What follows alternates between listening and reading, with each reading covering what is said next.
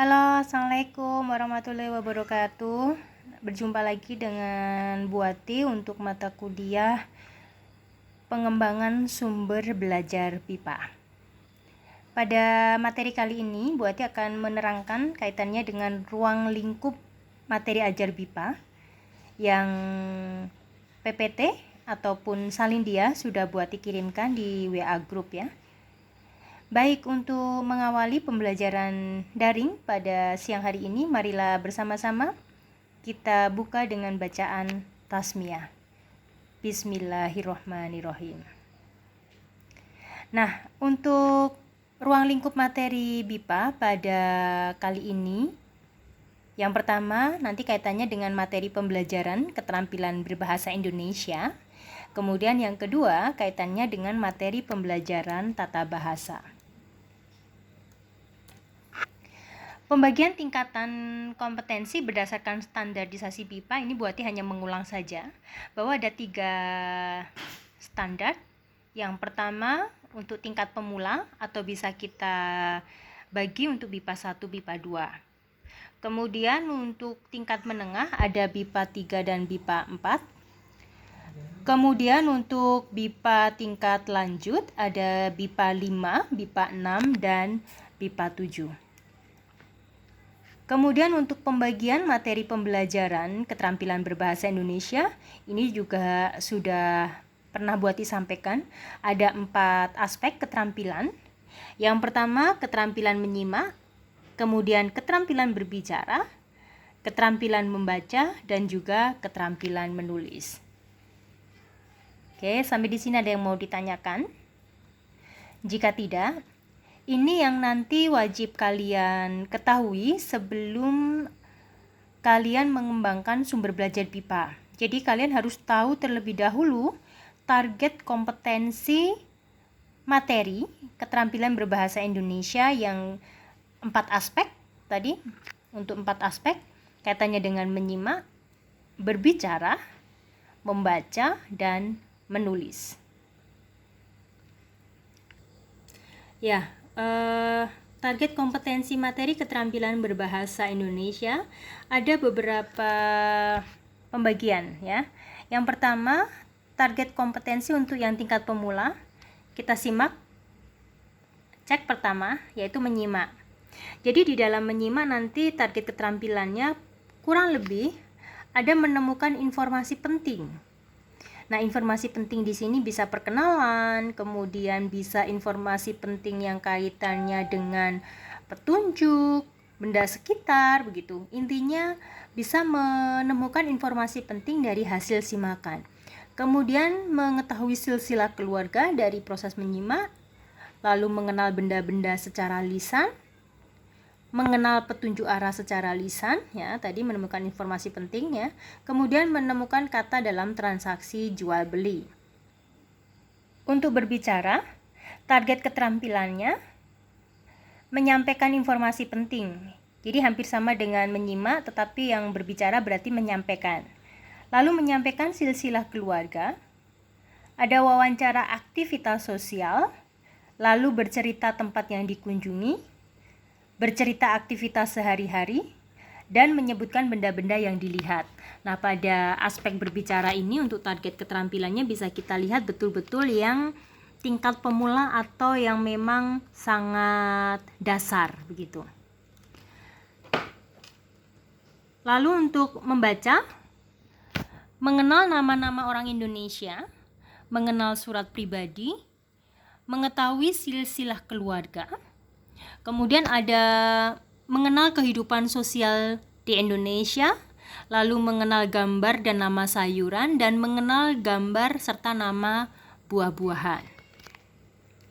Kemudian untuk menulis identitas diri. Jadi biasanya untuk yang level pemula ini pada tahapan pembelajaran asing ada materi untuk menulis identitas diri.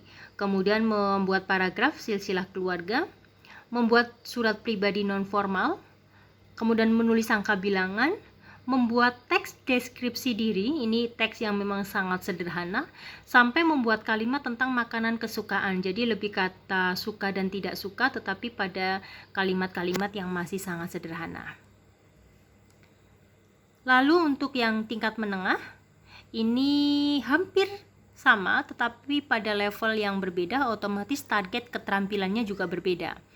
Untuk menyimak, lebih ke menyimak percakapan, menyimak pengalaman liburan teman, mengenal nama-nama makanan dan rasa serta strukturnya, tekstur maksud Buati, kemudian mengenal nama alat transportasi, dan menentukan poin penting dalam rekaman. Ini target keterampilan untuk aspek menyimak.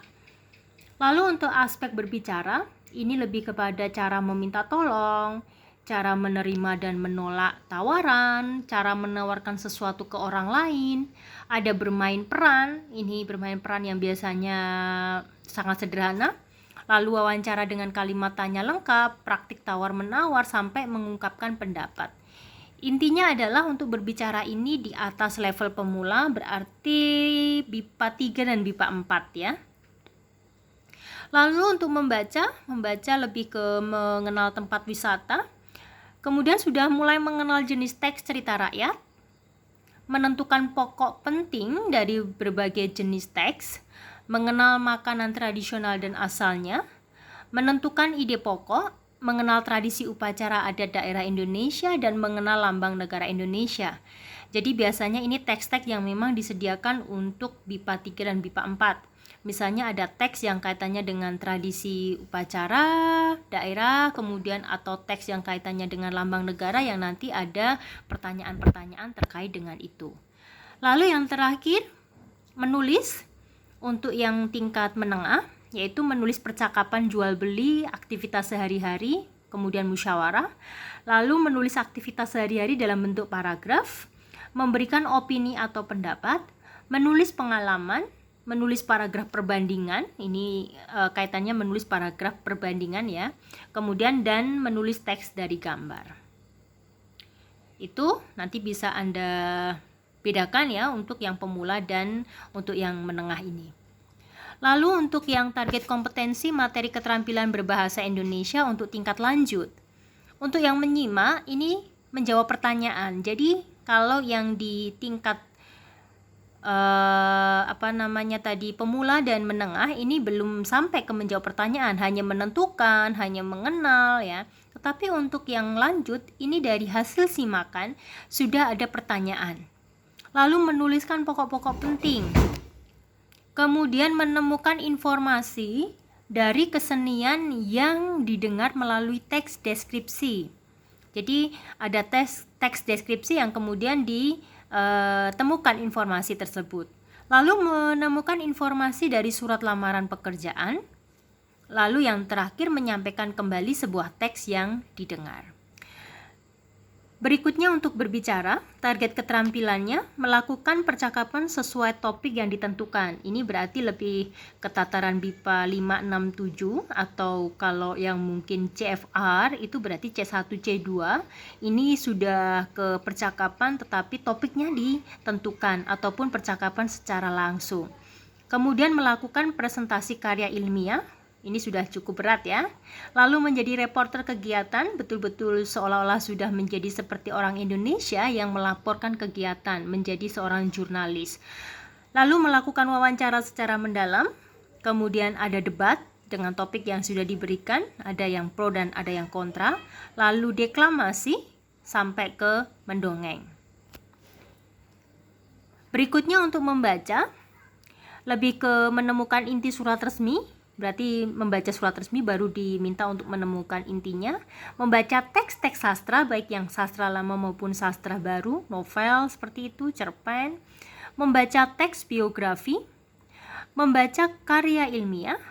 Menemukan inti dari dua teks, ini sifatnya lebih ke wacana perbandingan dan secara jelas maupun rinci. Jadi ini lebih di atas dari yang tadi. Kalau tadi kan paragraf perbandingan saja, tetapi kalau yang di level lanjut ini secara jelas dan rinci. Kemudian menjelaskan sistem pemerintahan Indonesia, menemukan gagasan pokok dari topik wacana. Lalu untuk menulis paragraf atau wacana dari topik yang ditentukan, kemudian menulis karya ilmiah, lalu menulis berita atau informasi yang sedang aktual. Misalnya sekarang kalau misalnya pembelajaran itu masih berlangsung, bisa saja para pembelajar PIPA misalnya Anda nanti menulis materi-materi tentang teks-teks atau berita yang kaitannya untuk bencana corona misalnya. Mereka bisa saja menulis berita itu dan nanti pada berbicara mereka bisa menjadi reporter dan melaporkannya. Lalu membuat percakapan dengan tema budaya Indonesia. Kemudian membuat esai, ini yang sering sekali karena pembelajar asing biasanya ada lomba untuk menulis esai. Lalu menulis resensi dari buku sastra yang dibaca, ini biasanya seorang pembelajar PIPA kalau sudah di level C1, C2, ya, ini mereka diminta untuk membaca sebuah buku sastra kemudian menuliskan resensinya. Oke, itu untuk kaitannya dengan target kompetensi.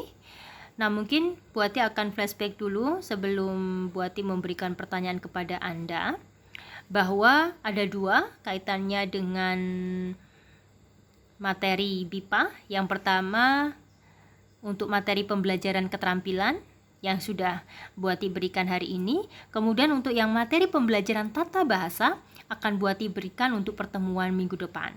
Jadi kita fokusnya pada materi ini, pembelajaran keterampilan berbahasa Indonesia dulu. Oke, itu untuk paparan dari Bu Ati terkait dengan target kompetensi pembelajar PIPA, ya. Ada yang mau ditanyakan?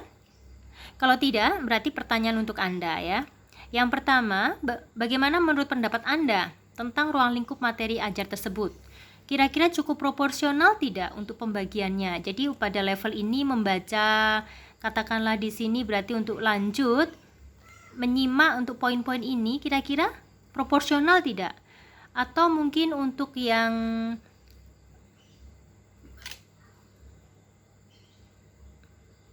BIPA 1, ya.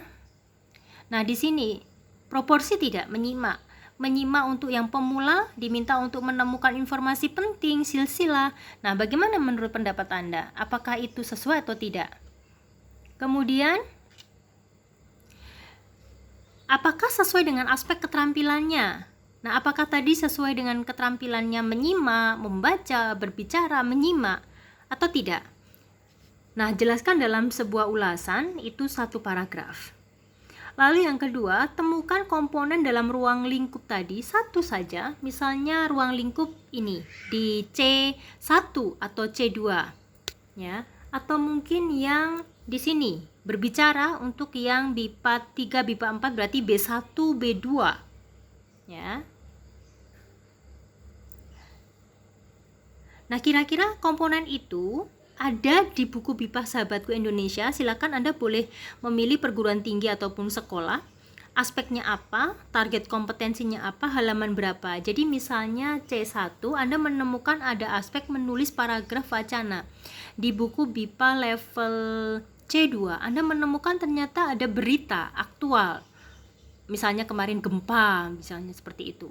Nah, Anda berarti menuliskan bahwa dalam buku Sahabatku Indonesia C2 aspek menulis, target kompetensinya menulis berita, halamannya katakanlah 82 misalnya. Lah, itu Anda menuliskan di situ.